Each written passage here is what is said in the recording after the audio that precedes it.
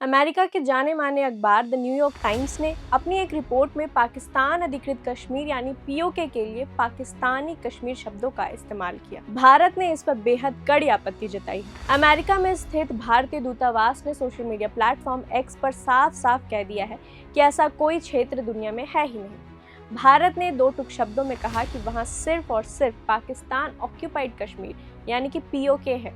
अब जानते हैं कि पूरा मामला आखिर है क्या, हुआ क्या है। दरअसल द न्यूयॉर्क टाइम्स अखबार ने पीओके के मीरपुर इलाके में हुए चुनावों और वहां भड़की हिंसा को लेकर एक रिपोर्ट छापी थी। इस रिपोर्ट में सुरक्षा बलों और जॉइंट अवामी एक्शन कमेटी यानी कि JAAC के कार्यकर्ताओं के बीच हुई खूनी झड़पों का जिक्र किया था। अखबार के मुताबिक इस गोलीबारी में कम से कम 2 लोगों की जान चली गई है और मानव अधिकार आयोग ने इस पूरे मामले की निष्पक्ष जांच की मांग उठाई है।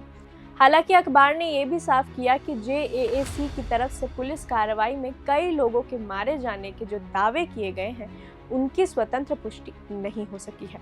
इस रिपोर्ट की हेडलाइन और अंदर इस्तेमाल किए गए शब्दावली में पीओके को पाकिस्तानी कश्मीर लिखा गया था, जिसके बाद ये विवाद खड़ा हो गया।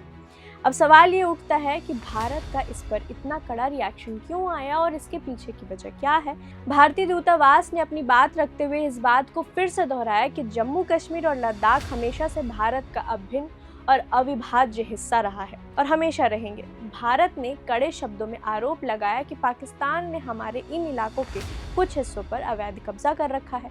इतना ही नहीं, पाकिस्तान वहां के आम लोगों की अधिकारों का भी हनन कर रहा है और उन पर जुल्म ढाने के लिए हिंसा का इस्तेमाल कर रहा है। अंतर्राष्ट्रीय मीडिया द्वारा गलत शब्दों के इस्तेमाल से ऐसा भ्रम फैलता है जिसे भारत किसी भी कीमत पर बर्दाश्त नहीं करेगा। इस पूरे मामले पर हर तरफ से क्या प्रतिक्रियाएं सामने आई हैं, आइए वो जान लेते हैं।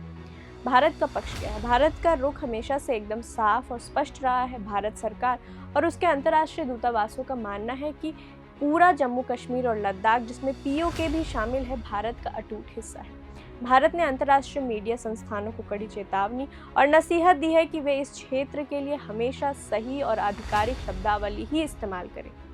मीडिया और लोकल रिपोर्टर्स का क्या कहना है? दूसरी तरफ द न्यूयॉर्क टाइम्स की रिपोर्ट में मीरपुर में चल रहे विरोध प्रदर्शनों, झड़पों और मानव अधिकार के उल्लंघन की बात कही गई है, जिससे ये मुद्दा एक बार फिर से ग्लोबल प्लेटफॉर्म पर चर्चा में आ गया है। अब आगे क्या होगा? इस घटना के बाद ये साफ हो गया है कि भारत अपनी ज़मीन और संप्रभुता यानी कि सोवरेनिटी के मामले में दुनिया के किसी भी बड़े से बड़े मीडिया हाउस या देश की गलती को नज़रअंदाज नहीं करेगा।